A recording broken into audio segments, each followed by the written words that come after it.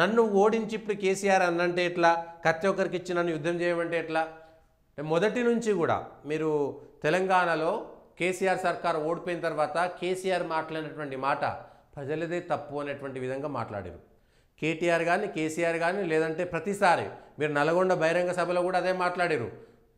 దున్నపోతుకు గడ్డేసి బర్రెకు పాలియమంటే ఎట్లా అనే మాట నల్గొండ నాగార్జునసాగర్ నీళ్ళ కోసం పెట్టినటువంటి బహిరంగ సభలో కేసీఆర్ గారు చేసినటువంటి వ్యాఖ్యలు ఇవి. అంటే ప్రజలకు పిచ్చి, ప్రజలకు తెలివి లేదు, ప్రజలకు ఎవరికి ఓట్లేయాలనో కూడా తెలివి లేదని ప్రజలను నిందించడం.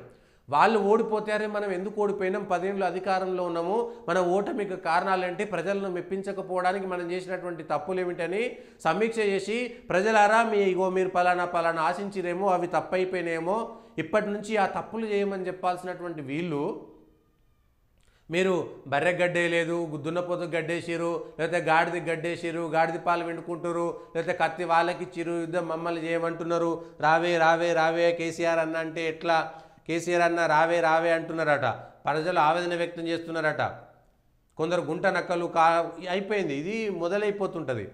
మొదటి నుంచి కూడా కేసీఆర్ కానీ వాళ్ళ కుటుంబ సభ్యులు కానీ ముఖ్యమైనటువంటి నాయకులు తెలంగాణ ప్రజలు పిచ్చోళ్ళు, మీకు ఓట్లు వేయడం కూడా తెలివి లేదు, మీరు కేసీఆర్కి ఓటేయకపోవడం అనేటువంటిది మీ యొక్క పిచ్చికి పరాకాష్ట అని ప్రజలనే నిందించడం అనేటువంటిది పరిపాటిగా మారిపోయింది.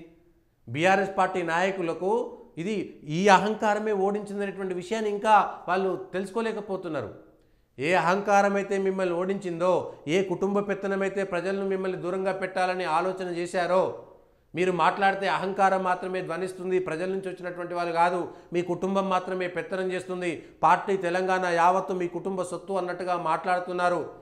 మీ పార్టీలో ఉండేటువంటి వాళ్ళు కూడా ఊడిగం చేస్తున్నారు తప్ప తెలంగాణ అంటే ఆత్మగౌరవం అని, ఆత్మగౌరవం లేకుండా మొత్తం కేసీఆర్ దగ్గర తాకట్టు పెడుతున్నారు టీఆర్ఎస్ నాయకులు అనేటువంటిదే కదా ప్రజల్లో వచ్చినటువంటి వ్యతిరేకత. ఏ ఆంధ్ర వాళ్ళందరూ వద్దని చెప్పేసి తెలంగాణ ఉద్యమాన్ని వ్యతిరేకించినటువంటి వాళ్ళందరినీ మీ సంఖ్యలో చొప్పించుకున్నందుకే కదా తెలంగాణ ప్రజలు మిమ్మల్ని దూరం పెట్టింది, వాళ్ళని ఓడగొట్టింది. ఈ విషయంపైనే కదా తెలంగాణ ప్రజల తిరుగుబాటు. ఇక్కడ ప్రజలు ఆలోచించాల్సినటువంటి అవసరం ఉన్నది. అంటే ప్రజలు తప్పు చేస్తున్నారు. ఇప్పటికి కూడా ఏడాదిని అర్థం అయిపోయిన తర్వాత ప్రజలదే తప్పు, ప్రజలకు కత్తి ఎవరికి ఇవ్వాలనో తెలివి లేదు, ప్రజలకు గడ్డి ఎవరికి ఇవ్వాలనో తెలివి లేదు అనేటువంటి విషయాన్ని కేసీఆర్ గారు స్పష్టంగా చెప్తున్నారు. అంటే ప్రజలకు ఓటేయడం రాదు, కేసీఆర్ గారు ఓటేస్తే ప్రజలకు తెలివి ఉన్నట్టు, ఎవరికి కత్తి ఇవ్వాలనో ఎవరికి గడ్డేయాలనో, గాడిద ఏదో గుర్రం ఏదో ఆవేదో బర్రేదో ఎద్దేదో ప్రజలకు అట్లా మాత్రమే తెలుస్తుంది అన్నట్లు లెక్క. లేకపోతే తెలియదు. అంటే ప్రజలు పిచ్చోళ్ళు, తెలంగాణ ప్రజలు పిచ్చోళ్ళు. కేసీఆర్కి ఓటేస్తే మాత్రమే మీకు తెలివి ఉన్నది, మీరు విజ్ఞానవంతులు జ్ఞానవంతులు అనేటువంటి మాట మాట్లాడుతున్నారు. కేసీఆర్ అన్న రావే, టీఆర్ఎస్ పార్టీ నాయకులను పిలుచుకొని మీ ఫామ్ హౌస్కి టీఆర్ఎస్ వాళ్ళందరూ కార్యకర్తలను పిలుచుకొని ఆ మీటింగ్లో పెట్టి కేసీఆర్ అన్న రావే అని టీఆర్ఎస్ వాళ్ళు అనకపోతే ఎవరంటారు? ఇంకా ఈ రోజుకి కూడా కేసీఆర్ పైన, కేసీఆర్ కుటుంబ సభ్యులపైన ప్రజల్లో ఇంకా తీవ్రమైనటువంటి వ్యతిరేకత ఉన్నది. కాంగ్రెస్ పైన ఎంత వ్యతిరేకత వచ్చినా కూడా కేసీఆర్ పైన వాళ్ళ కుటుంబ సభ్యులపైన ప్రేమ రాలేదనేటువంటి విషయాన్ని ఏదో 4 వార్తల కోసమో దానికోసమో దీనికోసమో లేకపోతే ఏదో మీ మెప్పు కోసమో 4 జై కొట్టినంత మాత్రాన ప్రజల్లో మీ పైన ప్రేమ ఉందనుకోవడం అనేటువంటిది హాస్యాస్పదము. ఇంకా మీరు మారాలి.